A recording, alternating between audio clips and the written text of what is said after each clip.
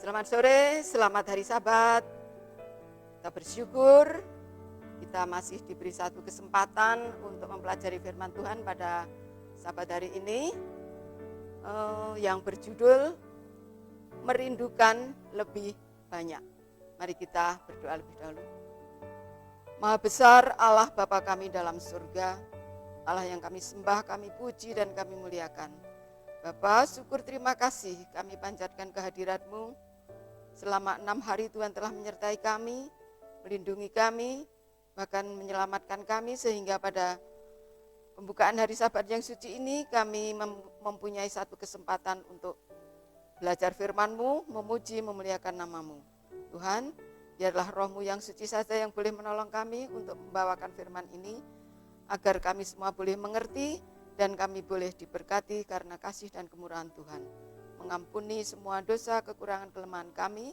Semua ini kami mohon dalam nama Yesus, Tuhan dan Juru Selamat kami. Amin.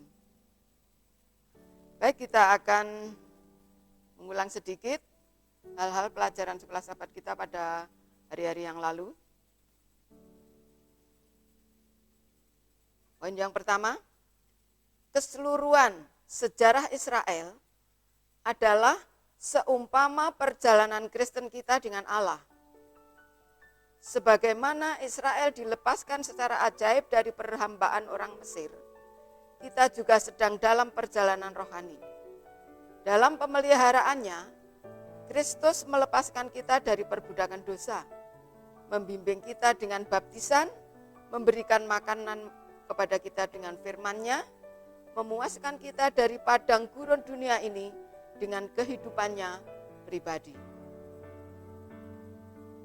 Mengenai ritual dan korban, meskipun pembaca modern dari Alkitab ini sering melewatinya, inti ritual adalah darah, menumpahkan dan memercikkan darah pada tanduk altar, yang maknanya imam mengadakan pendamaian bagi orang yang berdosa, sehingga mereka mendapat pengampunan. Panggilan tentang istirahat, yaitu Sabat adalah untuk menguatkan iman. Namun orang Israel bukannya imannya lebih kuat, malahan memilih pendurhakaan daripada penurutan. Dengan demikian mereka tidak pernah mengalami istirahat sesuai dengan rencana Tuhan. Hingga Tuhan berfirman, jangan keraskan hatimu. Israel memang sudah bisa memasuki tanah perjanjian, namun mereka tidak bisa masuk ke dalam peristirahatan Allah yang sesungguhnya. Sehingga Tuhan berfirman, pada hari ini jika kamu mendengarkan suaranya, jangan mengeraskan hatimu. Kan di dalam menaklukkan kota surgawi, istirahat sebagai istirahat yang tetap bagi umat Allah, menggemakan istirahat Allah pada Sabat yang pertama dalam penciptaan. Istirahat terakhir yang dijanjikan kepada kita, yang dilakukan Kristus bagi kita, tidak menggantikan Sabat hari ke-7 Alkitabiah, sebaliknya meninggikannya. Istirahat sejati adalah istirahat kasih karunia.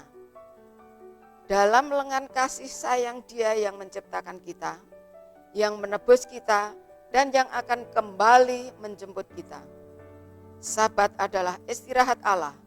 Dia istirahat pada hari yang ke-7 sebagai pengakuan ilahinya bahwa pekerjaan penciptaannya telah selesai dan telah diselesaikan dan diberkati dan disucikan. Inilah beberapa poin daripada sebelum kita masuk dalam pendalaman daripada pelajaran hari-hari yang lalu. Kita masuk dalam pendalaman. Ada 3 poin di sini. Yang pertama, kita tidak selalu mau untuk datang kepada Yesus dengan pencobaan dan kesulitan kita. Kadang-kadang kita menuangkan masalah kita ke telinga manusia dan menceritakan kesengsaraan kita kepada mereka yang tidak dapat menolong kita, dan lalai untuk menceritakan semuanya kepada Yesus yang mampu mengubah jalan sedih menuju jalan-jalan sukacita dan kedamaian. Penyangkalan diri rela berkorban, memberi kemuliaan dan kemenangan jika kita menyerahkannya kepada Tuhan. Janji-janji Allah sangat berharga. Kita harus mempelajari firman-Nya jika kita ingin mengetahui kehendak-Nya. Kata-kata inspirasi dipelajari dengan hati-hati dan dipatuhi secara praktis akan menuntun kaki kita di jalan yang rata, di mana kita dapat berjalan tanpa tersandung. Agar kita semua para pendeta dan umat akan mengangkat beban dan kebingungan mereka kepada Yesus yang sedang menunggu untuk menerima mereka dan memberi mereka kedamaian dan istirahat. Dia tidak akan pernah meninggalkan orang-orang yang menaruh percaya kepadanya. The Saying of the Time, Maret 17 tahun 1887, halaman 161. Poin yang lain, dapatkah engkau, orang-orang yang kami kasihi, yang terkasih, menunggu dengan harapan yang menyenangkan dan menantikan saat ketika Tuhan, hakimmu yang adil, akan mengakui namamu di hadapan Bapa dan di hadapan para malaikat kudus? Persiapan terbaik yang dapat engkau lakukan bagi kedatangan Kristus yang kedua kali adalah beristirahat dengan iman yang teguh pada keselamatan besar yang dibawa kepada kita pada kedatangannya yang pertama kali. Engkau harus percaya kepada Kristus sebagai juru selamat pribadi.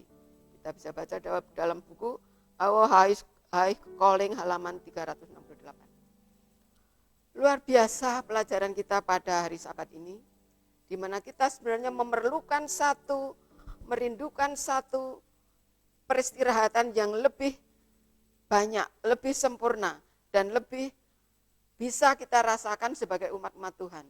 Kita bisa beristirahat di dalam Dia, karena Dialah satu-satunya oknum, di mana Dia adalah pencipta kita, pemelihara kita, pelindung kita, penebus kita, pencipta baru kita. Inilah yang perlu kita renungkan setiap saat dalam kehidupan kita. Setiap saat kita tiba pada hari Sabat, biar kita boleh beristirahat yang sungguh-sungguh bersama dengan Dia yang sangat mengasihi kita. Inilah satu pelajaran yang singkat yang boleh kita renungkan dan kita jabarkan. Kita bisa lebih terperinci bila mana kita mau membaca Alkitab untuk kejelasan yang sejelas-jelasnya apa yang dimaksudkan peristirahatan pada hari Sabat Tuhan. Terima kasih, kiranya Tuhan memberkati kita semua. Amin.